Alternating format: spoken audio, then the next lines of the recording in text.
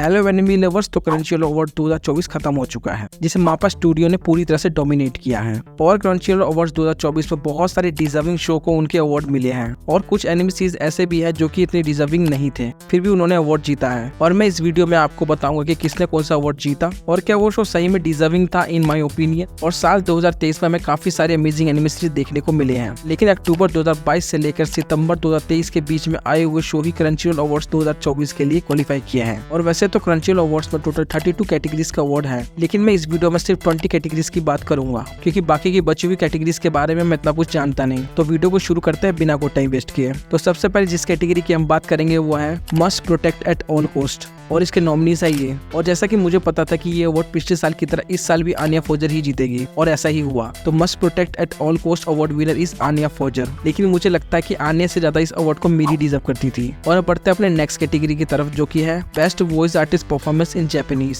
और इसके नॉमिनीज है ये। और इस अवार्ड के विनर है Yuji Nakamura as Satoru Gojo, जो कि काफी अच्छे वॉइस आर्टिस्ट हैं, लेकिन मेरे ओपिनियन में ये अवार्ड यूकी काजी ज्यादा डिजर्व करते थे, क्योंकि उन्होंने attack on Titan final season the final chapter special 1 में काफी अच्छी डबिंग की थी। और अपनी अच्छी वॉइस डबिंग के यूकी काजी ने पिछले साल का best voice artist performance in Japanese के लिए अवार्ड जीता था। और इसके बाद की कैटेगरी है बेस्ट सपोर्टिंग कैरेक्टर, और इसके नॉमिनीज है ये। और इस अवार्ड को जीता है सातोरू गोजो ने। और डिजर्विंग की बात करूँ तो सारे कैरेक्टर डिजर्विंग थे, लेकिन अगर मुझे एक चुनना होता तो मैं अराटा का रेगन फ्रॉम मोब साइको 100 को चुनता, जो कि काफी डिजर्विंग कैरेक्टर है, लेकिन सातोरू गोजो के फैन फॉलोइंग के सामने किसी की चल सकती है। और अगली कैटेगरी है बेस्ट मेन कैरेक्टर, और इसके नॉमिनीज है ये। और ऐसे तो कैटेगरी में सारे मेन कैरेक्टर डिजर्विंग थे इस अवार्ड को जीतने के लिए, specially Thorfinn from Vinland Saga season 2, लेकिन इस अवार्ड को जीता है मेरे favourite MC Monkey D Luffy ने। और नेक्स्ट कैटेगरी है बेस्ट स्लाइस ऑफ लाइफ, और इसके नॉमिनीज है ये। और best slice of life is Bocchi the Rock, और बोची द रॉक शो देखने में काफी अच्छा है, लेकिन मेरे ओपिनियन में इस अवार्ड को स्किप एंड लोवर ज्यादा डिजर्व करता था। और इसके बाद की कैटेगरी है बेस्ट ड्रामा, और इसके नॉमिनीज है ये। और best drama anime is attack on Titan final season the final chapter special 1, और इस कैटेगरी में सारे एनिमे सीरीज डिजर्विंग थे इस अवार्ड को जीतने के लिए, लेकिन जो परफॉर्मेंस विनलैंड सागा सीजन 2 ने दिया था वो काबिले तारीफ था, और मेरे ओपिनियन में ये अवार्ड विनलैंड सागा सीजन 2 को मिलना चाहिए था। और अगली कैटेगरी है बेस्ट फैंटेसी, और इसके नॉमिनीज है ये। और best fantasy anime is Demon Slayer Kimetsu no Yaiba Swordsmith Village arc. और डीमन स्लेयर एनिमे सीरीज अच्छी एनिमे सीरीज है, लेकिन मेरे हिसाब से ये अवार्ड मुशोको तेंसाई को जीतना चाहिए था, क्योंकि इस सीजन में हमें रूडीस के कैरेक्टर में ग्रोथ और मैच्योरिटी देखने को मिली थी। और अब बढ़ते हैं अपने नेक्स्ट कैटेगरी की तरफ, जो कि है बेस्ट एक्शन, और इसके नॉमिनीज है ये। और best action anime is jujutsu Kaisen season 2, और इस कैटेगरी में सारे एनिमे सीरीज डिजर्विंग थे इस अवार्ड को जीतने के लिए, लेकिन मेरे ओपिनियन में ये अवार्ड सबसे ज्यादा 2 एनिमे सीरीज डिजर्व करती थी, ब्लीच और वन पीस, क्योंकि जो एक्शन में पिछले साल ब्लीच और वन पीस में देखने को मिला था वो काफी अमेजिंग और थ्रिलिंग था।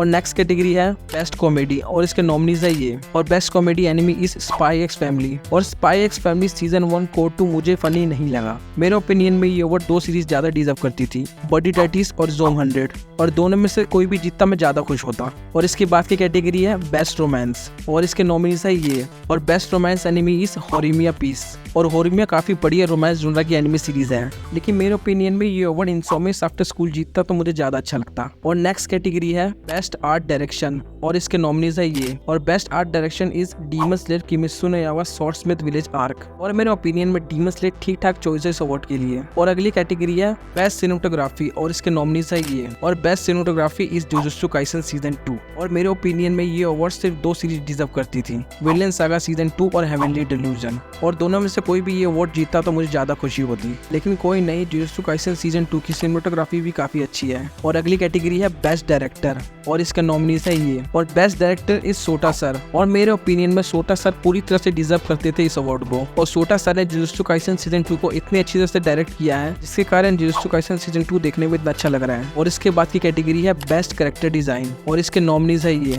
और best character design is jujutsu Kaisen season 2, और मेरे ओपिनियन में जुजुत्सु काइसेन सीजन 2 का कैरेक्टर डिजाइन ज्यादा अच्छा है किसी और एनिमे सीरीज से, और जुजुत्सु काइसेन सीजन 2 इस अवार्ड को पूरी तरह से डिजर्व करती थी। और नेक्स्ट कैटेगरी है बेस्ट एनिमेशन, और इसके नॉमिनीज है ये। और best animation is Demon Slayer Kimetsu no Yaiba Swordsmith Village arc, और इस कैटेगरी में सारे शो ही डिजर्विंग थे इस अवार्ड को जीतने के लिए, लेकिन मुझे कोई चुनना होता तो मैं डीमन स्लेयर या मोब साइको 100 को चुनता। और नेक्स्ट कैटेगरी है बेस्ट ओरिजिनल एनिमे, और इसके नॉमिनीज है ये। और best original anime is body daddies, और मेरे ओपिनियन में body daddies best original anime series है, जो कि साल 2023 में आई थी। और हो सकता है कि नॉमिनेट एनिमे सीरीज में से कोई और शो हो जो जो कि बडी डाइटिस से ज्यादा अच्छा हो, क्योंकि नॉमिनेटेड शो में से मैंने सिर्फ 4 ही शो देखे हैं। और इसके बाद की कैटेगरी है बेस्ट फिल्म और इसके नॉमिनीज है ये, और बेस्ट फिल्म इज सुजुमे। और मेरे ओपिनियन में सुजुमे अच्छी मूवी है, लेकिन मुझे ज्यादा deserving movie the first slam डंक लगी, जो कि ज्यादा अच्छी और एंटरटेनिंग है। और अगली कैटेगरी है बेस्ट न्यू सीरीज और इसके नॉमिनीज है ये, best new series is Chainsaw Man. No doubt Chainsaw Man काफी अमेजिंग शो है, लेकिन मेरे ओपिनियन में ये अवार्ड हेवनली डेल्यूजन ज्यादा डिजर्व करता था। और हेवनली डेल्यूजन शो में आपको काफी अच्छा डायरेक्शन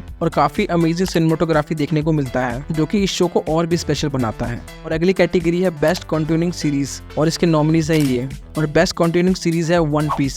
और मेरे ओपिनियन में ये अवार्ड 2 सीरीज डिजर्व करते थे, विलेन सागा सीजन 2 और वन पीस। और मैं वन पीस एनिमी सीरीज का काफी बड़ा फैन हूँ, और वन पीस को ये अवार्ड जीतता हुआ देख मुझे काफी खुशी हुई। और पिछले साल भी ये अवार्ड वन पीस ने ही जीता था। और लास्ट कैटेगरी है एनिमी ऑफ द ईयर और इसके नॉमिनीज है ये, और anime of the year is Jujutsu Kaisen season 2। No doubt Jujutsu Kaisen season 2 काफी अमेजिंग है, लेकिन मेरे ओपिनियन में इस अवार्ड को विलेन सागा सीजन 2 को जीतना चाहिए था। और जिन्होंने भी विलेन सागा सीजन 2 देखा है उन्हें पता ही होगा कि सीजन 2 कितना अमेजिंग है, जिसे देखकर आप सिर्फ एंजॉय ही नहीं करते हैं, बल्कि इस शो से आपको काफी सारी चीजें सीखने को भी मिलती हैं। और ये थे मेरे ओपिनियन की कौन सा शो अवार्ड डिजर्व करता था और कौन सा नहीं। और आप अपना ओपिनियन भी कमेंट में बता सकते हैं कि कौन सा शो डिजर्विंग था और कौन सा नहीं। तो आज के लिए बस इतना ही, मिलते हैं जल्दी नई वीडियो के साथ, तब तक के लिए पीस आउट।